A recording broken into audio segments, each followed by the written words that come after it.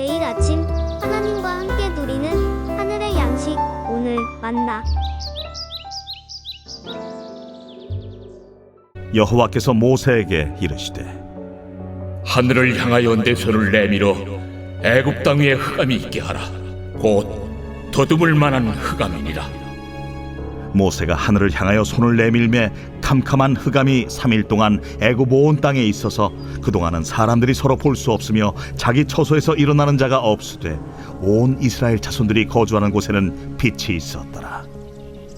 바로가 모세를 불러서 이르되 너희는 가서 여호와를 섬기되 너희의 양과 소는 머물러 두고 너희 어린 것들은 너희와 함께 갈지니라.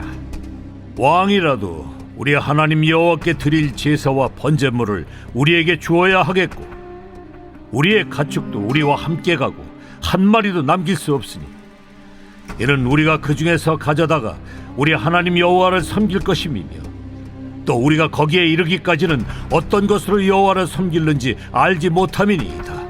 하나 여호와께서 바로의 마음을 완악하게 하셨으므로 그들 보내기를 기뻐하지 아니하고 바로가 모세에게 이르되 너는 나를 떠나가고 스스로 삼가 다시 내 얼굴을 보지 말라. 내가 내 얼굴을 보는 날에는 죽으리라. 당신이 말씀하신 대로 내가 다시는 당신의 얼굴을 보지 아니하리이다. 본문의 말씀은 하나님께서 바로와 애굽에 내리신 9번째 재앙, 흑암 재앙에 대해서 기록하고 있습니다. 이번 9번째 흑암 재앙에서 하나님은 모세를 바로 앞에 보내지 않으시고 모세에게 손을 내밀어 애굽 온 땅에 3일 동안 흑암으로 뒤덮이게 하라고 명령하십니다. 애굽에 임한 이 흑암 재앙에 대해서 23절은 이렇게 말씀합니다. 그동안은 사람들이 서로 볼 수 없으며 자기 처소에서 일어나는 자가 없으되라고 말씀하세요. 하나님께서 애굽에 내리신 흑암 재앙은 하나님께서 빛을 창조하시기 전에 있었던 혼돈하고 공허하며 흑암이 깊음 위에 있었던 상태로 다시 돌아가는 것을 말합니다. 애굽 사람들은 빛을 발하는 태양을 하늘과 땅에 힘을 공급하는 존재로 믿었습니다. 그리고 태양이 밤의 어둠을 물리치고 매일 아침에 부활과 생명을 가져다 준다고 생각했죠.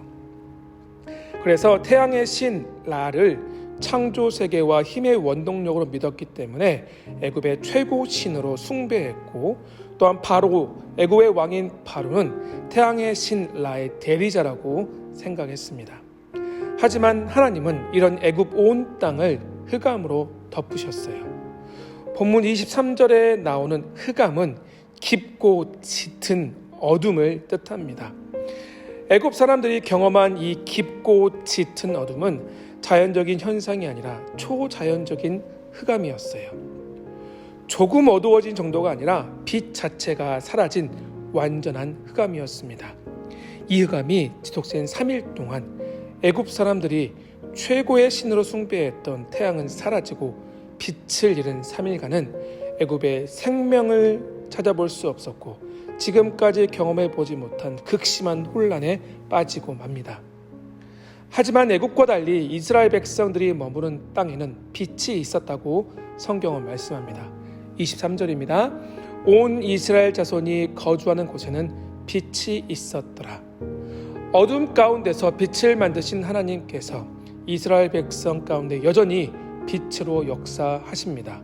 이스라엘 가운데 빛을 허락하심으로 하나님은 이 재앙이 바로 초자연적인 역사이면서 우주 만물을 만드신 창조주 하나님의 능력이라는 사실을 깨닫게 하셨습니다. 하지만 마음이 완악한 바로는 이런 흑암 재앙 가운데서도 하나님의 말씀대로 이스라엘 백성과 소유를 다 보내지 않으려 합니다. 24절입니다. 너희는 가서 여호와를 섬기되 너희의 양과 소는 머물러 두고 너희 어린 것은 너희와 함께 갈지니라. 어린아이까지 다 데리고 가라는 이 말은 앞선 메뚜기 재앙 때보다 더 나아진 듯하지만 이스라엘의 소유인 양과 소를 두고 가라는 바로의 이러한 요구는 이스라엘 백성을 다 보내더라도 이스라엘을 통해 얻었던 경제적인 이득을 취하려는 속내가 있음을 말씀하고 있습니다. 하지만 이런 바로의 말에 모세는 25절과 6절에서 여호와 하나님께 드릴 제사와 번제물을 위해서라도 모든 가축은 다 데리고 나갈 것이라고 말씀합니다. 이 9번째 흑암 재앙 이후에 바로와 모세는 더 이상 대면하지 않습니다. 애굽에 3일 동안 내려진 흑암 재앙 가운데서도 하나님은 이스라엘 자기 백성 가운데 빛을 허락하셨습니다. 깊은 흑암 가운데서도 이스라엘 가운데 빛으로 찾아오셨고 그들과 함께 하셨다는 사실입니다.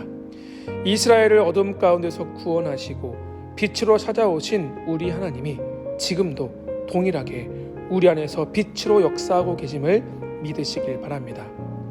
우리는 지금 죄와 사망의 권세와 어둠이 가득한 세상에서 살고 있지만 우리 주님은 우리 심령 가운데, 우리의 삶 가운데 생명의 빛으로 찾아오셨습니다.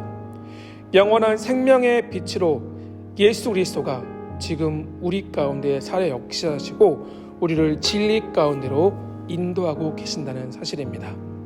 우리 가운데 빛으로 찾아오신 예수님은 이제 예수님과 함께 살아가는 우리 성도들 향해 너희가 바로 세상의 빛이라고 말씀하십니다.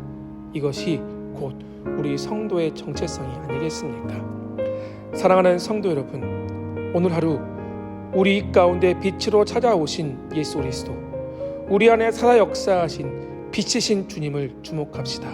그리고 빛 대신 주님처럼 우리 역시 어두운 세상에서 빛으로서 오늘 하루 우리에게 맡겨진 삶의 현장에서 우리와 함께 하시며 우리를 세상의 빛으로 부르신 주님의 뜻을 깨달아 오늘 하루 내 삶의 현장에서 온전히 빛으로서의 사명을 능히 감당하며 승리하는 우리 성남절의 모든 성도님 되길 주의 이름으로 축원합니다.